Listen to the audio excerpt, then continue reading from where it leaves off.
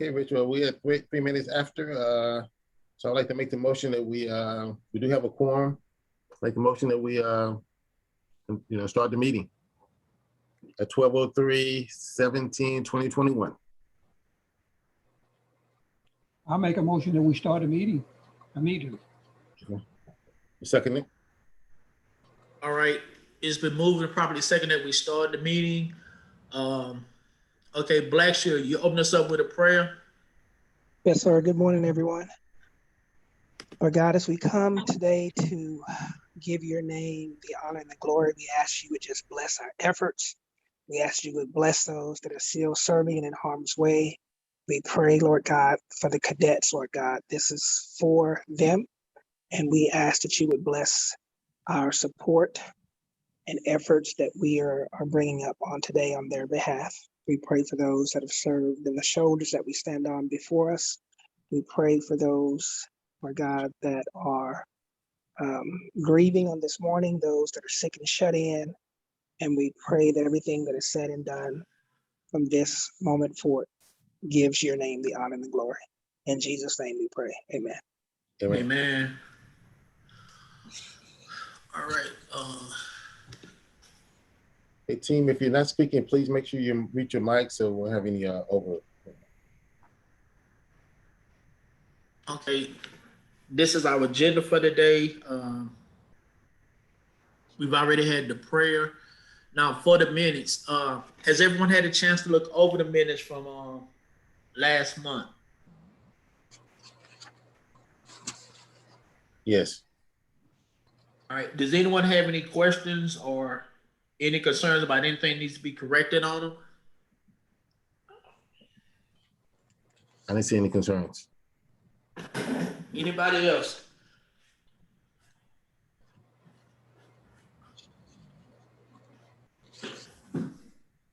Okay, we need a motion.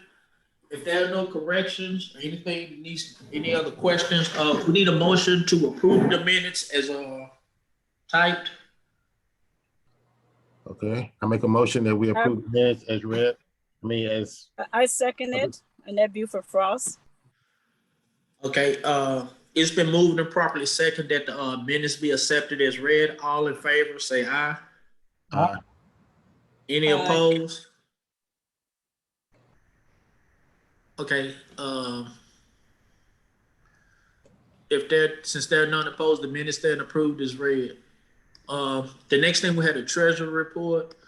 Cedric won't be able to be on, but this is what he said in. There's really no change to the current balance as no transactions occurred. So the current balance on the account as of July 10th is $802.16. This is the current list of members. As you know, the asterisk means those are life members, and the plus sign means your affiliate members. And it's just information about the annual dues and life membership. Next month is the last month of this fiscal year. Remember, the new fiscal year starts in September. So everyone needs to prepare for to pay their annual dues if you're not a life member. Well, I mean, yeah, just pay your annual dues. It's going to be, life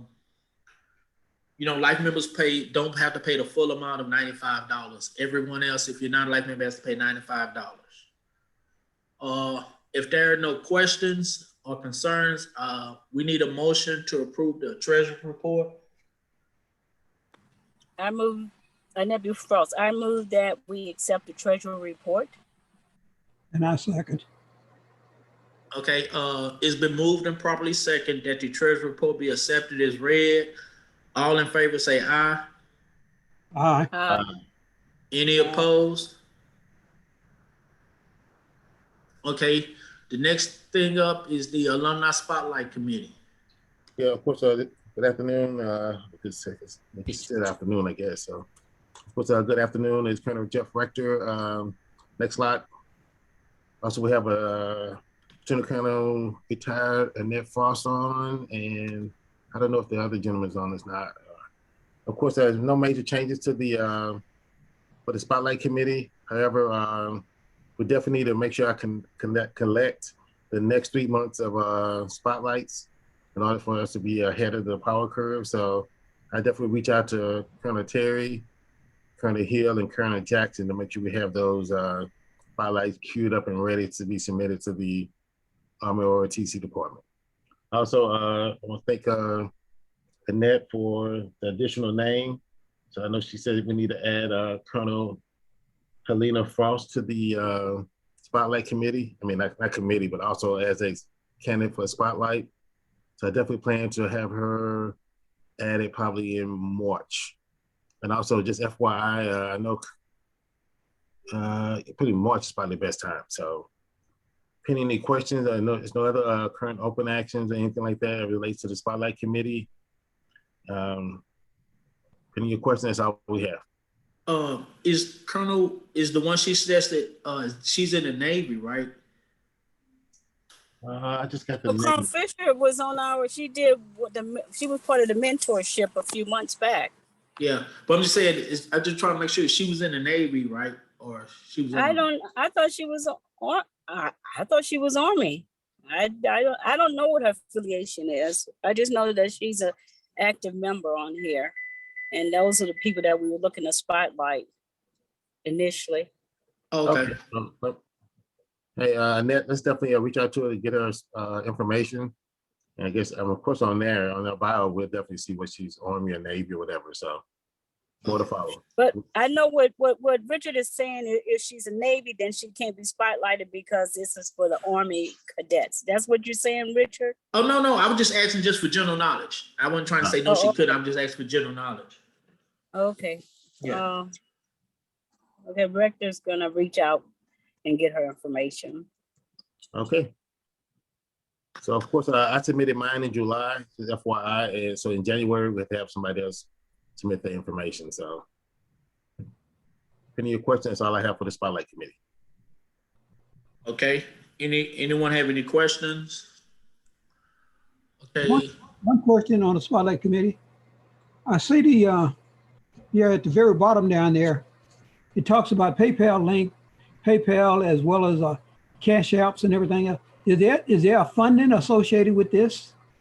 What that is, it's just that it's no funding with it. The treasurer just felt that the way to pay the dues need to be present on every slide. That's what that is. That's the how you can pay your dues on every slide. Okay. Yeah, that's all that is. Very good. Thank you. Yes, that has no bearing on the scholarship. It's just that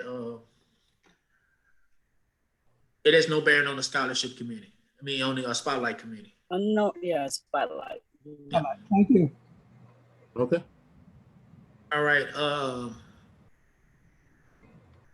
Okay.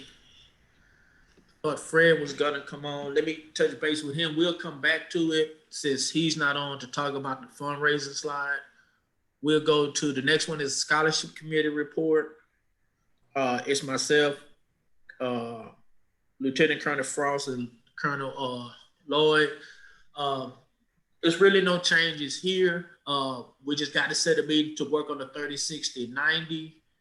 Well, the scholarship announcement already been done. We just got to work on the 60 and 90-day items on the slide. The current donor list, the total right now as of June 24th is 5,280.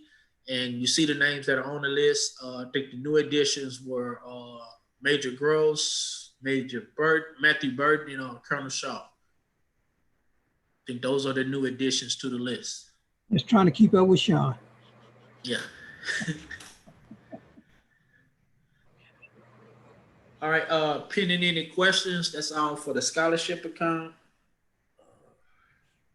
For the scholarship committee. And these are the payment options, which I think just what Colonel Shaw did. You can, that's one thing, the way that Colonel Shaw did, he paid it from another like mutual fund or retirement account.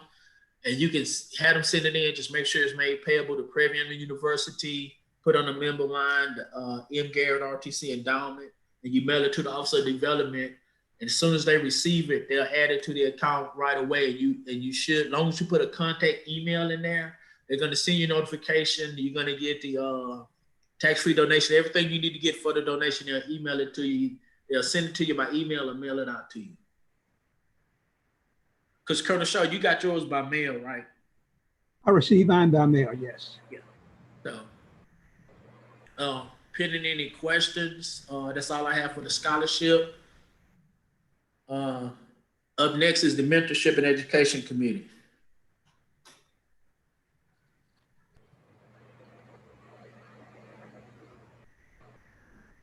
I'm trying to get there. And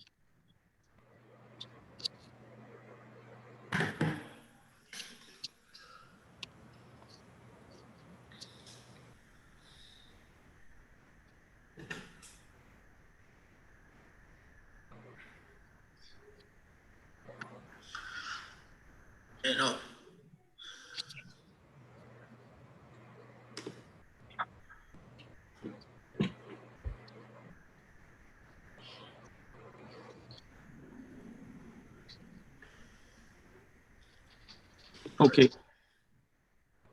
I'm sorry about that. I had some issues here. As you see there, there's no change with the purpose.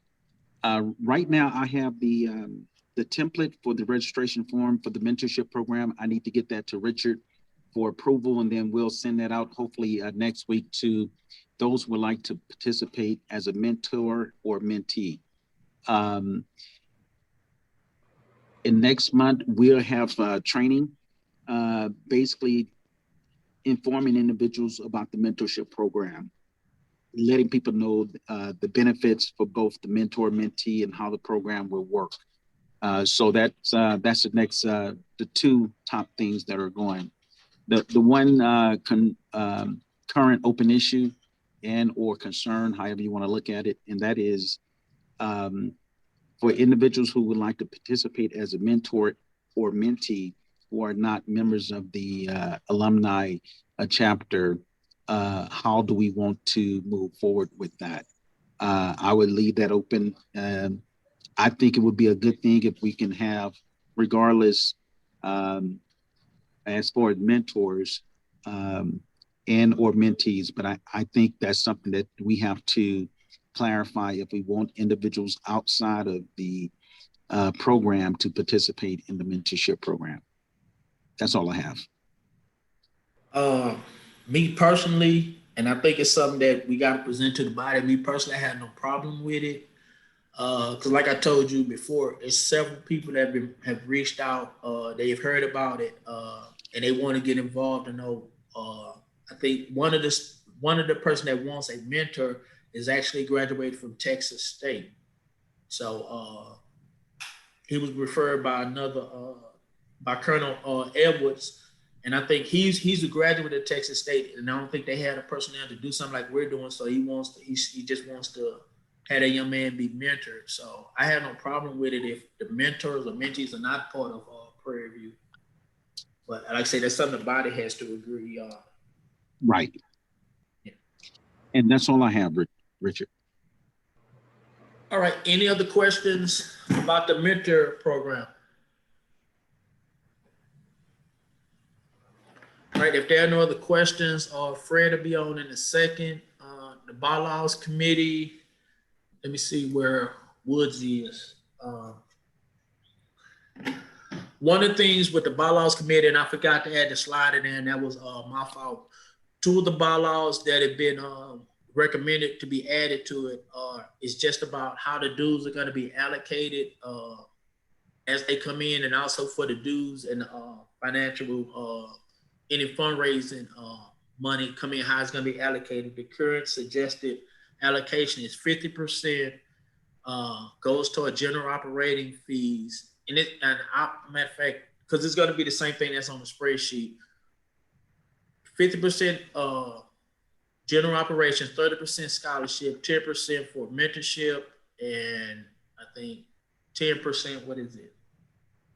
And fellowship. I think that's what it is. It's 30% scholarship, 10% for mentorship, and 10%, I guess, for fellowship. So that's the current breakdown. I forgot to add the bylaws in there. Put them up on the screen. So Fred just said he'll be on in a second. He had another obligation, but he'll be on in a second so he can talk about the fundraising. And so we'll just wait give him about a minute or so to come on, and then we'll go into we'll do the fundraising committee. Then we'll talk about the dues membership increase.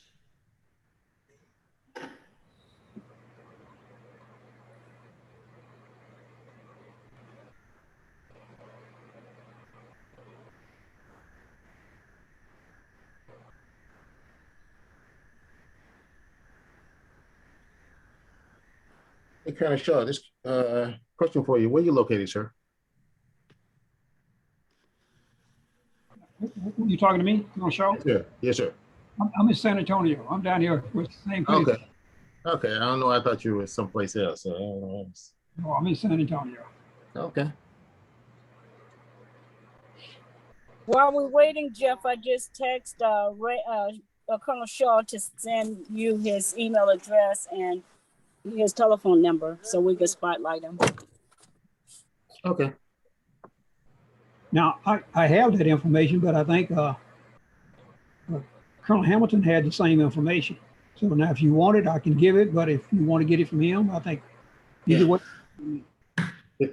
So you said Colonel Richard already I have his information. I'll send it to you, Jeff. I have Colonel Shaw's information. Okay, great. All right. He can replace your spot.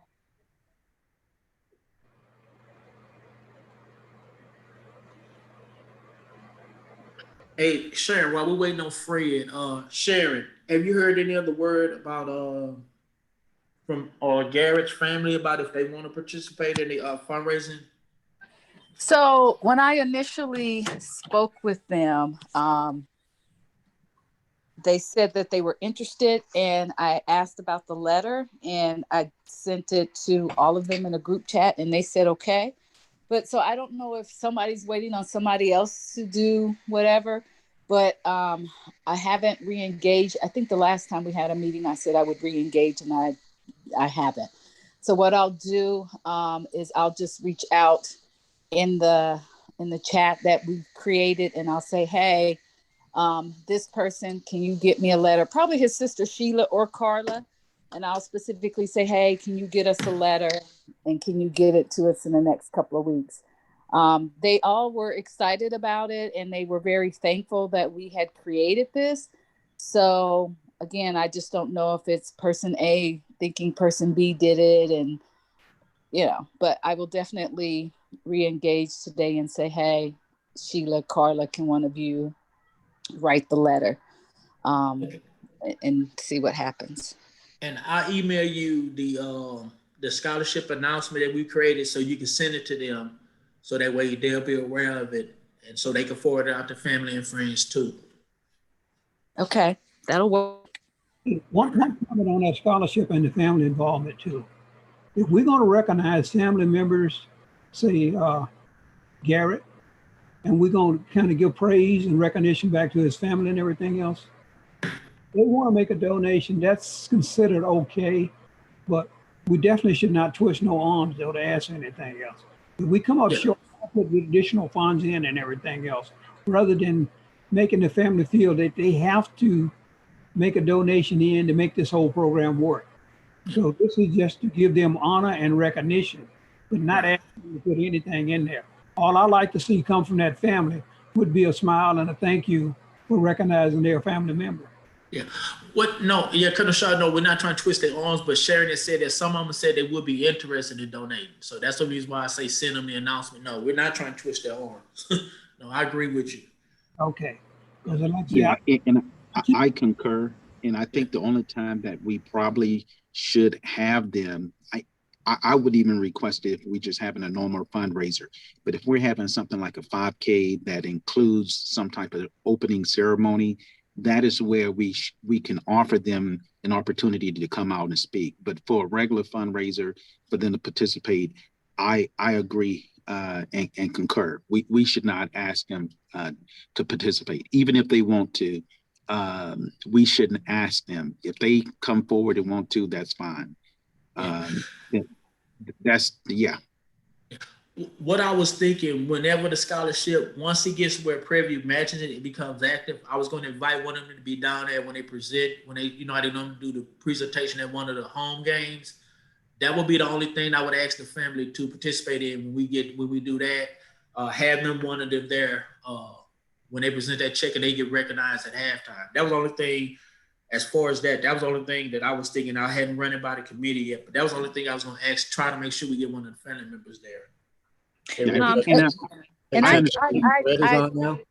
I think that's a good idea. I don't know if most of you are tracking, but a great majority of his siblings have all graduated from Prairie View as well. And so typically at homecoming, there's quite a few of them that get together and go. And I know right now they're already planning for this year to get together and go to homecoming. So Michael's not the only one. Like I said, the majority of his siblings did graduate from Prairie View.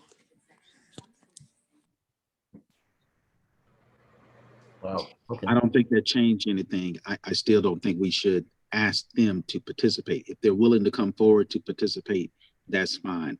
The only people informed to participate from a protocol perspective.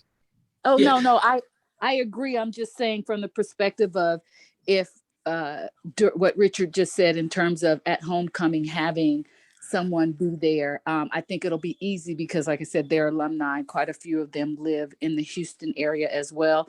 So I don't think it will be an issue getting someone to come and be able to participate in any type of initial scholarship that's being handed out. But I definitely agree with you in terms of we want to honor them and honor Michael. Hey team, this is Jeff again. Of course, I think Fred just joined the line. So, Rich, you want to have Fred willing to present now, or? Yeah, Fred, you have the floor.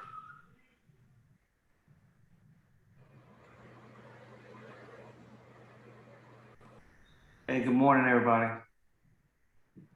Good morning. I'm sorry, afternoon. I apologize. I had a pretty late night, so I'm waking up a little late. I know that's not the Army way, but sometimes we just get caught. Let me again, greetings. This is the quad chart from the scholarship committee.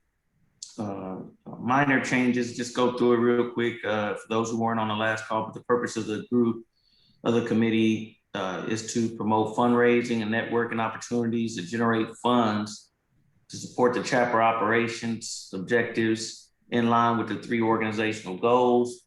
Those goals are fellowship, mentorship, and scholarship.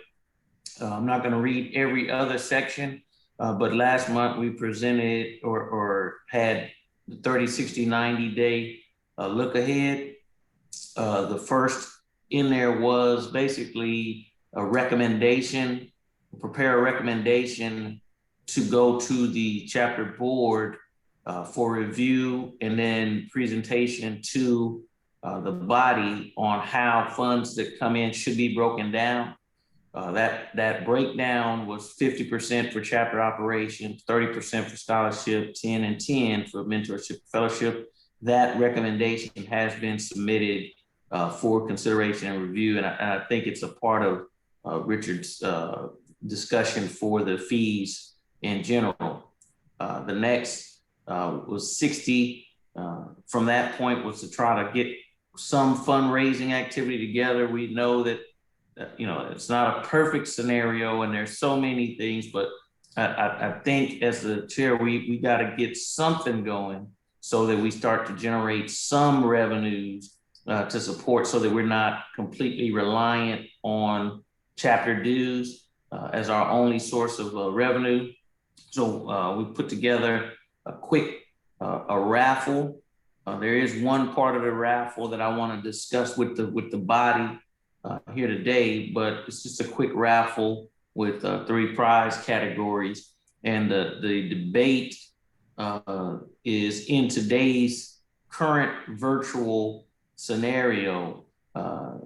In another group that I'm in, we did more of a virtual raffle where we didn't get people physical tickets, but the people who were selling raffle tickets on behalf of the organization were assigned ticket number ranges. So let's just say, for the sake of argument, you had ticket number 1 through 10. As you made your sales, you assign that individual sale. You got ticket 1, you got ticket 2, you got ticket 3, and then you turned in your list of names at the end, and that's how the numbers were drawn at the end, and then the awards were made without people having to physically come in contact with each other, using all of the different pay transfer mechanisms, PayPal, what's the other one, Zelle, Cash App, whatever worked for those individuals is how they were moving money around. And then going down to current open issues, we still haven't, Richard, I'm still haven't gotten any updated information on the coin. But I think, you know, that's something we want to have in place and up and running by homecoming, either as we discussed as a group, create our own coin or figure out a way to partner with the chapter, with the ROTC department. Personally, I prefer our own. At homecoming, the other proposal was to have a mixer or something where we bring people together. Again, replicating what I saw the Navy do was excellent in getting their alumni and others to come together. That at that point, they were at the back of Hobart. I'm not sure exactly how they will lay it out going forward with the new ROTC building, but I think it's something that we need to try to replicate. The other ideas that came in was a raffle, popcorn sales was a recommendation from one of the committee members, and then food plate sales is something that I think the Houston chapter does pretty successfully. And was submitted as an idea, and then I think Brother Hill, who's a member of another organization, they had a NCAA bracket fundraiser that was very successful. The thing I heard today, I think it was Burton just said, 5K. That's something maybe far-reaching, but is a type of activity or something like that that could tie to our mixer event or something where people are together running in the morning, and after the event we come together for an awards or a mixer or whatever. Just something else that I just heard that, and that's an interesting thought. The last part was this thing is kind of looks like on mine it kind of overlaps on concerns, but I can't remember participated. Can you? I can't read that because on mine, for whatever, the screen is squished together. Oh, that's the chapter's Cash App information is overlapping on my statement. But basically, members participating in a fundraiser and other fundraising ideas, general body from member expertise, asking for. Basically, what we're doing is we're asking for other members, other people who are interested or have ideas to get involved. I think fundraising is an all hands on deck kind of thing. And we're just asking that, everyone play your role, do what you can, and help us be successful. I think the more we do in terms of routine, easy fundraisers, the less we become reliant on dues, and we can be more of an effective, efficient chapter. That concludes that. And then if we have discussion, I can share a little bit more about the raffle itself. And with Richard, I don't know if we're going to vote or if we're just going to go with it or what, and then we can move on from there.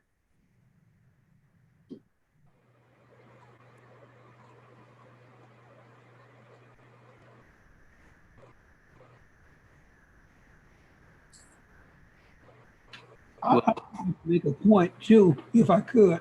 It's not really part of the whole discussion, but because people are located at different locations, that may not put them in the best position to come in and participate with some of the stuff that you're doing. So when you put your fundraisers out there and you talk about raffles and other things, if the people can't participate, put down that little line, say, if you like to make a donation as an alternate objective, that would be better.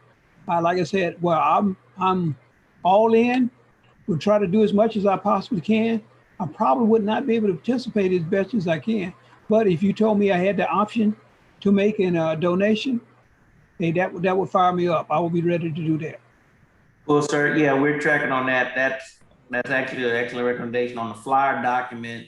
That once we roll out the flyer document, we'll have that statement. I'm the type of person. My family normally would just give, you know, $50 or whatever the amount is and say, hey, as a donation, because we're not really salesmen as a family. That we don't really get into that. But we try to support financially, so we normally do that. But that's an excellent idea, and I'll make sure it's on the flyer document, sir. Very good. Okay. Thank you.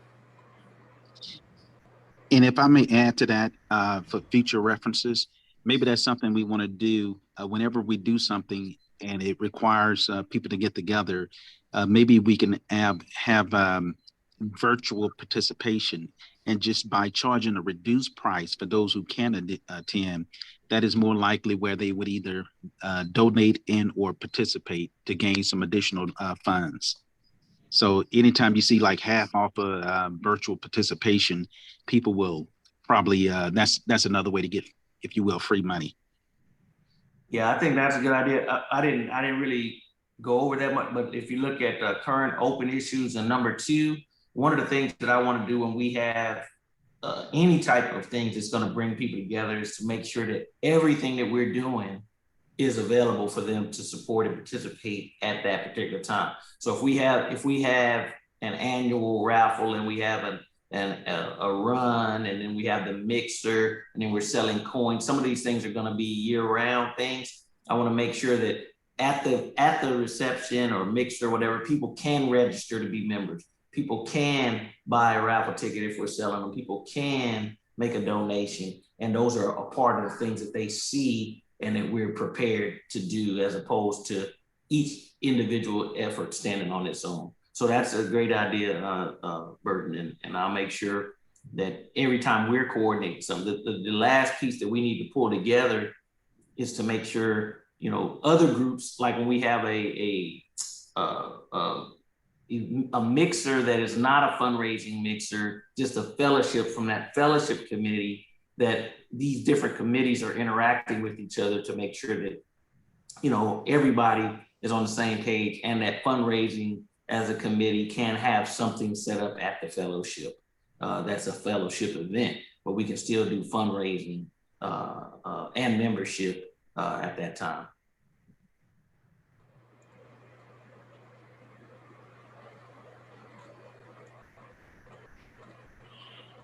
I think Richard may have stepped away. So I just give, while he's off, I'm gonna just give a little bit for the raffle that we have laid out. Is really just $2 a ticket.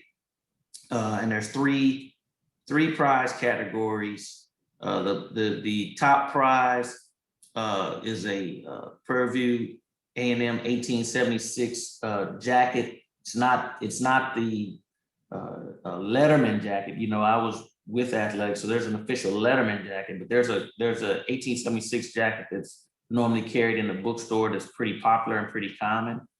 So that is the top prize. There is the second prize is I think it was $100 gift card, Visa gift card. There's a third prize is a $25 gift card. I think that one is specific to a restaurant. It's either a restaurant or another Visa gift card. And then there's a to be determined exact amount, but then there is for the individual who sells the most raffle tickets will get a prize between $25 and $50 gift card as well.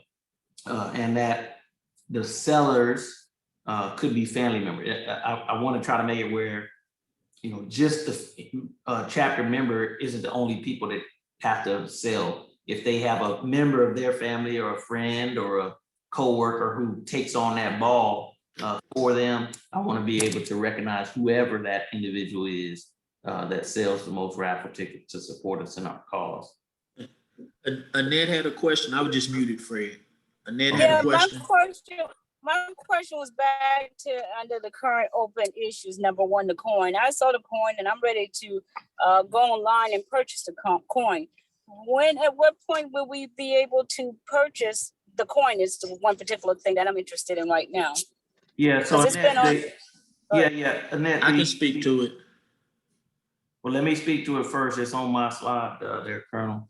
But the coin, a member of the board, the chapter board, was working to identify a group or company to create the coin for us. So we haven't even created the coin. There's two coins for the purpose of conversation. The ROTC department has a coin. We were going to create a coin that was similar but specific to the ROTC alumni chapter. That coin has not been created yet, Annette. So in terms of when we can put it on sale, we could, in theory, do pre-sale, but I personally prefer not to do that because I haven't seen any real progress that would give me any comfort that if you paid for a coin today, you're going to get it quick enough or in a reasonable amount of time. So Richard, do you want to add to that?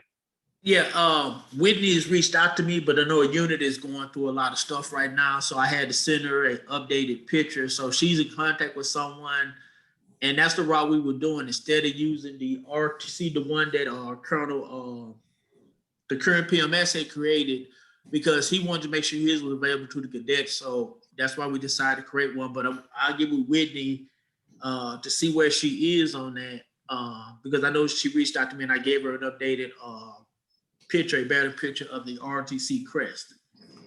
So Rick, can we set a suspense that if she's unable to identify a vendor that we can go either with the same group that I think the point to the chapter was that we believe or members of the board believe that there was a cheaper solution in creating the coin than the ROTC department used.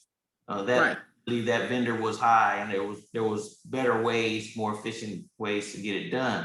However, we're at 90, 120 days and we don't have a coin. Can we ask the board that if that doesn't happen, that we move forward with either the vendor that we're aware of or identify another one and set a suspense to have this thing done? Because we now know homecoming is November 6th. I don't want us to miss that as a target date, having this item available. And I'm gonna assume it's at least a week or two production time and then distribution. Yeah. We'll set a suspense. I get what I set a suspense if we don't have nothing in place. I say by September, because that'll give us 2 months. We'll say September 15th. We have nothing in place by then. We'll go with another vendor. But I say August 15th, because that way that gives time to look out for another vendor. Well, Jeff, you got that noted?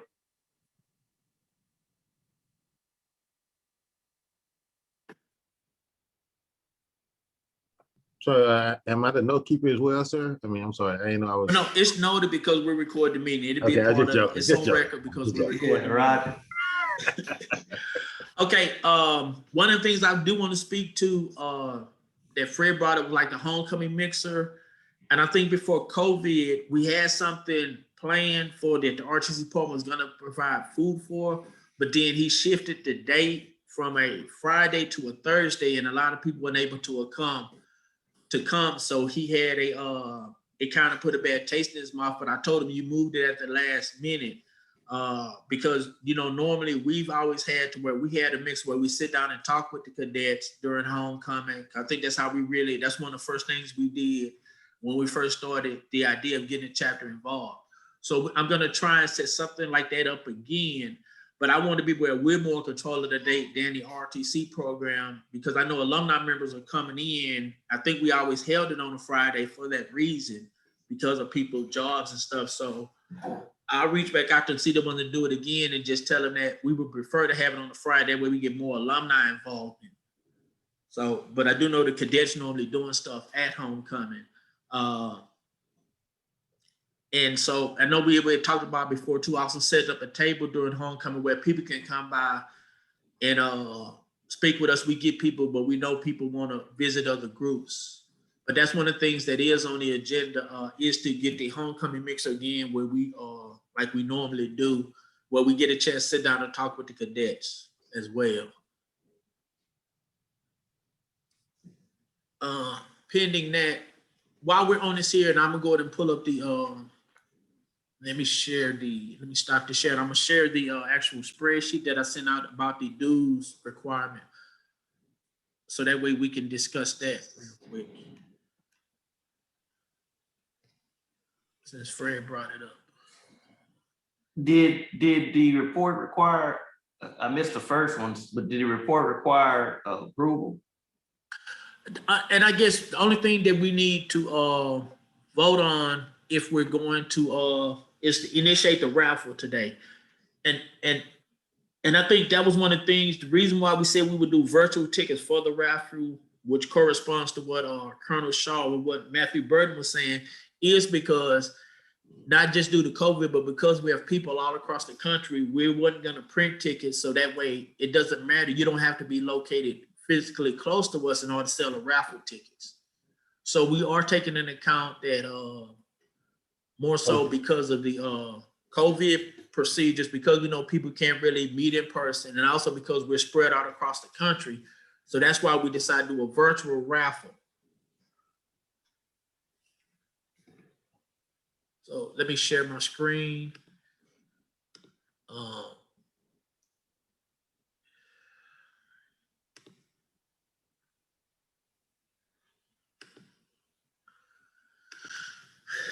Okay, here, and bring it up. I know it doesn't show it here. From A, B, C, and D, this is what we've collected this fiscal year. We have 13 AA life members at a cost of $35 for the chapter. We have 26 non-life members at a cost of $95, and we have one affiliate member at $15. And so this shows here the total that we collected for this year is $2,940. Right now, we don't have any breakdown as how the money is going to be allocated. So going by the proposed breakdown that Fred suggested, that we do 50% goes to the general operating fund, 10% to fundraising, 10% to mentorship. Actually, I had that backwards. Now, this is supposed to be fellowship. Let me change that right now. It's not fundraising, it's fellowship.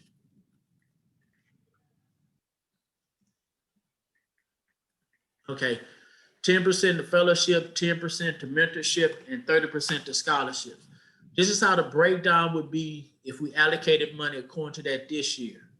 Now, our annual disbursements, or the things we pay for every year, is $2,433.52, which goes to show that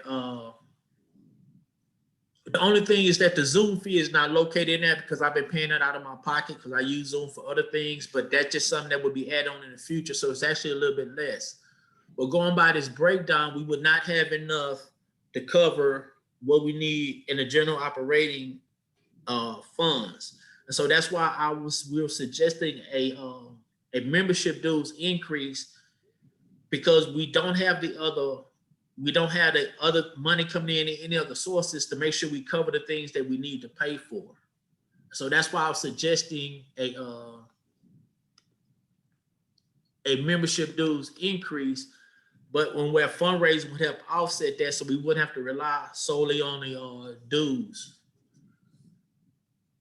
And so what these new totals are, this just corresponds here to a 30% increase right here. If we increase the dues by $30, that would give us a total of, we collect a total of $4,125 if we stay at our current level of membership, where this will be the breakdown of how much would go toward the general operating fund, which would be $2,062, $412.50 into fellowship and mentorship, and scholarship would get $1,237.50. And if you look at it here, we still would meet the threshold for what we need to cover our annual disbursements that we need, but we will be a lot closer. And so, and this is where fundraising would come into play to help offset that, so we wouldn't be totally relying upon the dues. Are there any questions right now? I guess I'm a little bit confused. And I'm not confused, but if you increase the dues, then that would mean, for the most part, there's no need for these fundraisers if we want to come up to basically a zero balance, or without operating without any deficit. I think, yeah, I just see some challenges there, because if I'm paying more dues and then we're still going to have these fundraisers, which take up time, which take also would gain some more dollars, where would those extra dollars go to?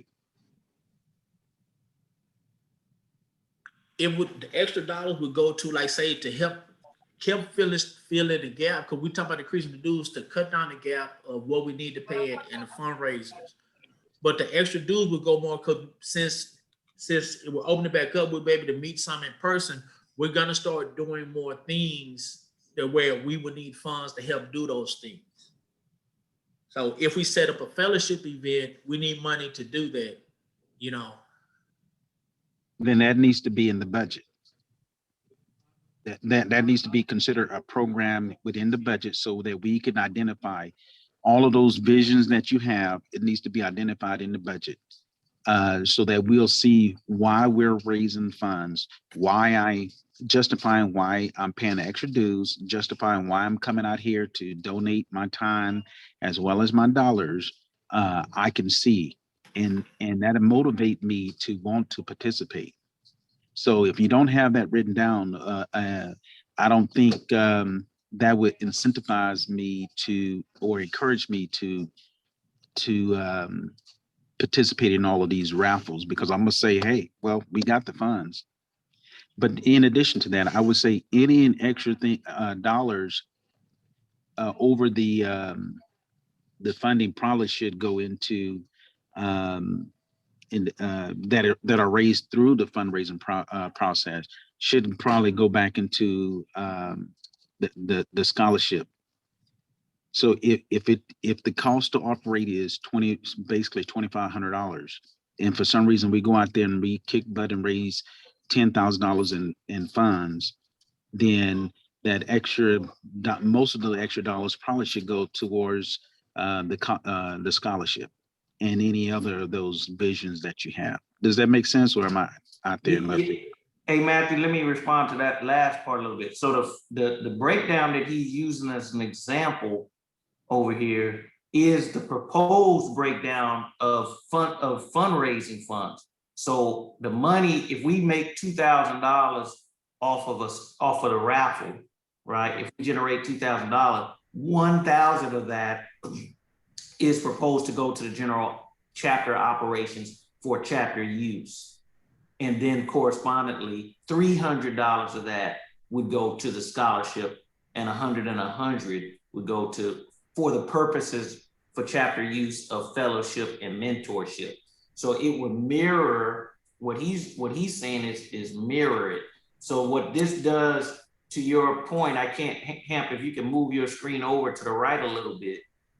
It's what you're talking about with budgeting. He didn't put the difference on the separate part. What he talks about is, as a committee chair, what he's missing from this statement is, now I know what my goal is for fundraising. Because if there's a difference in chapter revenue to cover operating costs of $1,000, and I'm the fundraising committee chair, now I have a target, which right now I don't know what my number is that I'm trying to hit. So I would know, okay, we're, as a chapter, we need, in his first scenario, $963. So I have to make that from my proposal, $1,800, $1,900, give or take, in order to make the chapter solvent at break even. I don't know, Matthew, if we're at a point right now where the committees have submitted approved budgets.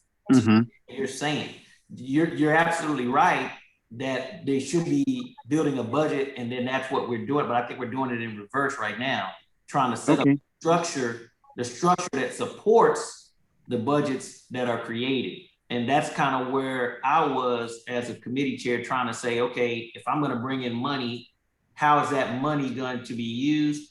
We proposed it, we didn't, state it as a fact because we're just a committee. We proposed that money be allocated in this way. Okay. The operations seems to be a thing that comes up every year. We don't have enough money to pay all of the dues or to pay everything. So the board is personally donating money. How do we fix that? Through this type of allocation. We've said that the thing that is dominating our at least our thoughts right now is a scholarship. That seems to be the second most popular priority. And then the other two things in the three-legged scholarship, mentorship and fellowship, but we don't really have expenses for them right now that I'm aware of. So giving them an opportunity to have some funds to plan is just where I was. With that, okay. You're just trying to clarify your comment. Yeah, and okay, so, thanks. and yeah, Matthew, and I apologize for that. And so what we're saying, since you're the mentorship person, you would have a budget $412.50 that you could use for the year. So now you can plan events and you submit what money that you need, so you know what you're working with as far as what you need to do to put on your events. And so, and like Freddie said, what we're trying to do is, instead of waiting, we're trying to do a little bit. We're trying to be proactive, where we already have things in place to help support you, so you have funds you can use instead of waiting until you create it and then saying, well, now we got to figure out how we're gonna get money to you. You get what I'm saying? So we're just trying to be a little bit proactive.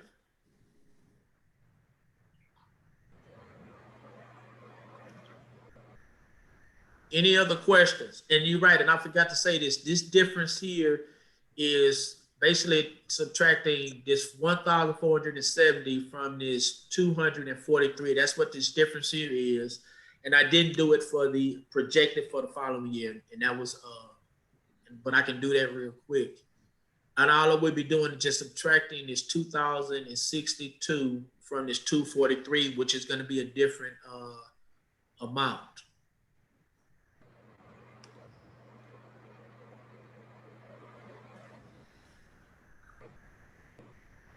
And you can just copy the other formula that's already created. Hey, may I make one comment too? Yes. Hey, I'm a member of the San Antonio Alumni chapter down here. I'm a member of the class of 71 chapter and everything else. Now, the common denominator for me is that I'm a life membership, so I don't have to pay no NAA dues. But if I start paying each one of the chapter dues and everything else, that can get to be a little overwhelming. I'm okay with it.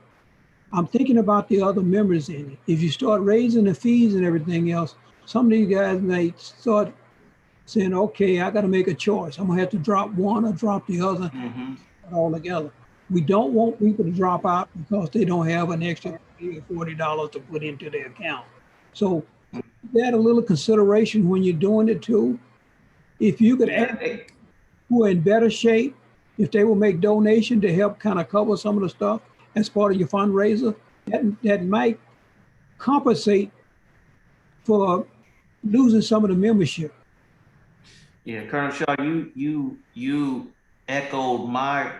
If you go back, Richard, go back to your revenue, the top part where it breaks down the revenues.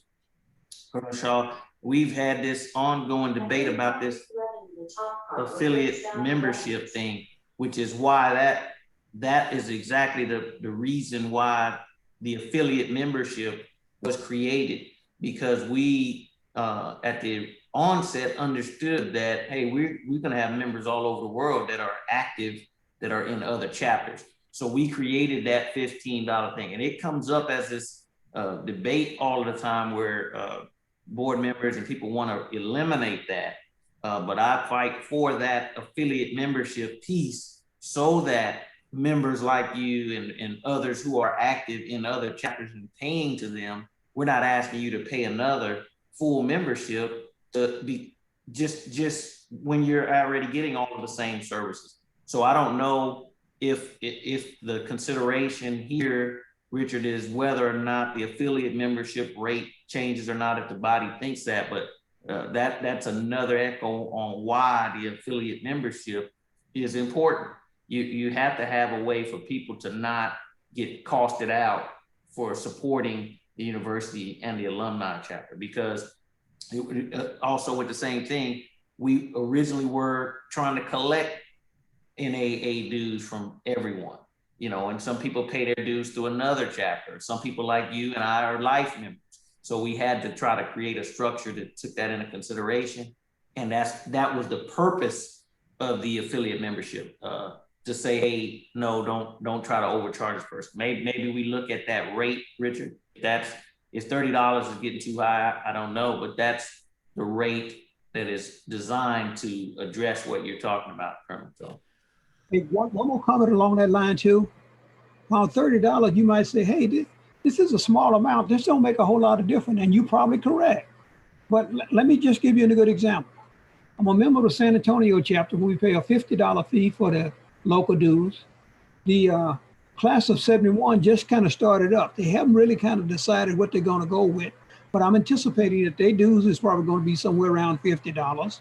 Then if I join this organization, which I'm already a member of, if you raise my due to $65, okay, I'm not talking about $35 anymore. And it is too. NAA will be twisting your arm all day asking you to put money into the account. And if you put money into the account, guess who else is going to be asking you? You say, I'm in love with Prairie View. Your love is going to kind of go up too. They're going to be asking you to put more money in too. So you got a lot of people asking you to make donations. While you say $30 don't mean that much, but if you're going to make donations to all these different organizations, now you kind of debating, who do I support? What do I do? How do I keep it going?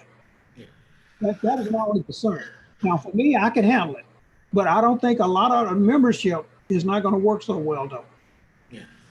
So I guess, and so I guess that's the question. So it's either we keep what we have and we just got to really push our fundraisers, or we go with the increase. And still, either way it goes, I think we still would need to do fundraisers, but we were just trying to do it to where, like Matthew said, it's going to be a lot of time and effort to put in to help make the fundraisers work. And so we're trying to bridge that gap. So I guess that's the vote. And Annette, you had a question. I see you raise your hand. Oh, yes. I don't know. Do we have enough people to have quorum so we can even vote on this? Because I know we're having a discussion, but it's still, the body has to vote on even considering doing the increase.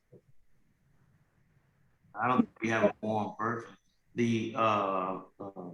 Jeff, do we have a quorum? Is Jeff still on? Yeah, right now we have 12 people right now. So right. The only one who is not a paid member right now is actually it's two. It's Colonel Edison and Sharon Anderson. Everyone else is a paid member. So we have 10 paid members. It's 12 people on the call with 10 paid members. Mm-hmm. Colonel Edison got on the call? Yes, Edison is on the call. Hey, I didn't see that. Okay. Hey, family. I mean, if you don't mind, I mean, I was just thinking, I was kind of brainstorming a little bit earlier. Everybody brought up some excellent points. So let me work with Fred offline about this before we actually vote on it. Because I was thinking like this. I mean, I think Colonel Sharp brought up a very good point. We don't want to turn anybody off, but we definitely need to make sure that we are, amenable to everybody else is being a part of multiple groups. So Fred, if you don't mind, sir, if you don't mind, you, me, and probably Rich can take this offline. And if I'm willing, I'm more than willing to, help with the fundraisers as well, so that we don't have to raise the fees moving forward, so we can keep everything. I agree with that too. I would gladly give a donation than to increase the fees, especially for the younger people that we want to bring into the organization. They're not where a lot of some of us are. So no, I don't want to raise the fees. Not that it's trying to up the membership. Hey, Annette, I mean, hey, Fred, I know we talked about this recently, Thursday or whatever. So my apologies on that. I was just kind of brainstorming last night. And after what Colonel Shaw and of course what Annette brought up, I mean, I'm more than willing to even sponsor somebody else to come on, and whatever I got to make sure we get this thing happening. Over. Just for clarification, this wasn't my proposal. Yes, sir. Yes, sir. I know. This wasn't Yes, my sir. recommendation. But I'm more than happy to work with Richard and with you just review. One of the things, Richard, that as I'm sitting here thinking, I agree with, there's two sides to every coin. There's some that can, some that can't. I agree. I think the easiest way, first of all, we haven't said when dues are effective, when October, November, September. Dues are due in September. So we're in July. More than likely, we're just being honest. We're probably talking 2022 because we're within 60 days of the due schedule. So we're probably for clarification, we're probably talking 2022 before we can really make this a reality. And with that, I would say we have the members' contact information. We always have the ability to survey people. There's 13 people in the non-life member category. What do they think? Not what do we who just on the meeting, what do the 13 people who would pay this increase? We just send them a survey and say, hey, here's what we're thinking about doing. Here's what's on the table. Do you support it? Do you not? We're a democratic society. The body says, I don't want to pay. We can't do it. The body says, that's no big deal.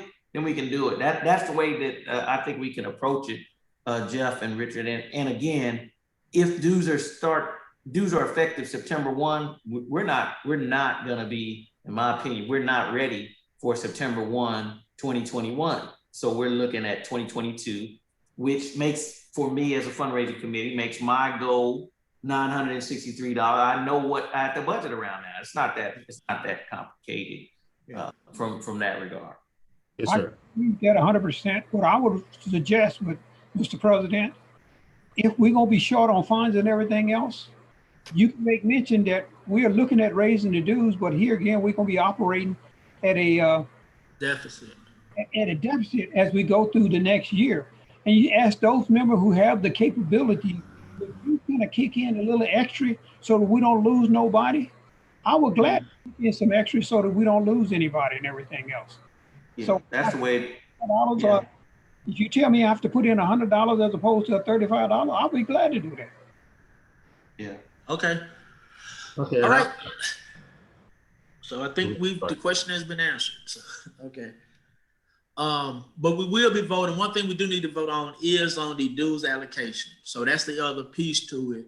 I understand the issue about increasing the fees. I know that's tabled for now. But we do have to agree going forward how we're going to allocate the dues. And that's one of the things that it'll be presented properly next meeting. Hopefully we have more members on. So that way we could make sure that gets done too. Because that's one of the things we do not have is how the funds are going to be allocated. All right, I know we've ran over the time limit. We just want to cover one more thing.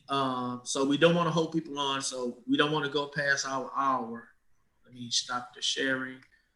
One of the things is that Whitney Sims has been our secretary, but due to her, she has gotten more responsibility from the unit. She hadn't been able to really fulfill those duties. So we need someone to volunteer just to step in as the secretary to assist her. So myself and Woods have been compiling the minutes, but that's one of the things that we just need some assistance with, someone to step up and take on the role basically like assistant secretary. I know Matthew has helped us out 1 or 2 times, but we need someone that's gonna do it consistently.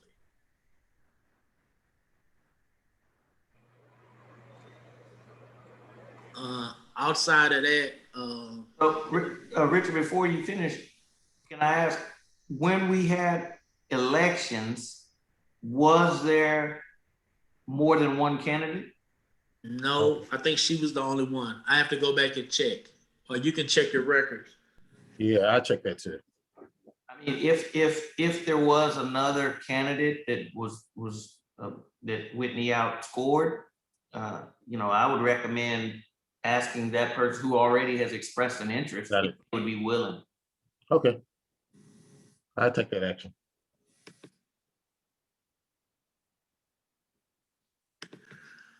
Well, of course, we at the time, Rich, so I want to make sure Yeah, we. I just want to share one more thing, real quick.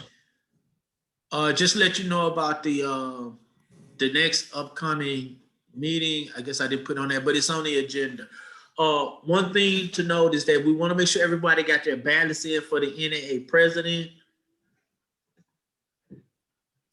And also, they having a virtual, I think it's a 1 day, I think it's on Friday, July 17th. I'm trying to remember when they having the actual virtual NAA, the event meeting. Is it on the 17th or 23rd? It's the 24th. It's the 24th. It's convention. Yeah. And I think, Matthew, you're gonna have the next mentorship meeting in August, right? I know you said you hadn't locked down the date yet. Yes, that's correct. Okay. All right, pending that, we thank everyone for their time, so we want to make sure that we don't go too far over. Anybody got any alibis? Anything they want to mention? Yeah, hey, Richard. Yes. There was a second candidate, a Tamika Owens. I don't know if she is still, but it was actually a very close outcome. So Jeff, if you're gonna reach out, Tamika Owens was the person who ran against Whitney for secretary. Yes, sir. Yeah. Got it. Okay. All right. We just need a motion to adjourn the meeting. I make the motion that we adjourn the meeting effective 13:09 Central Standard Time on the 10th of July. I second it. Okay. All right. It's been moved and properly second that the meeting be adjourned. All in favor say aye. Aye. Aye. Any opposed? All right, the meeting is adjourned. I'm stopping the recording. What's going on, Edison? Hey, brother, you doing good?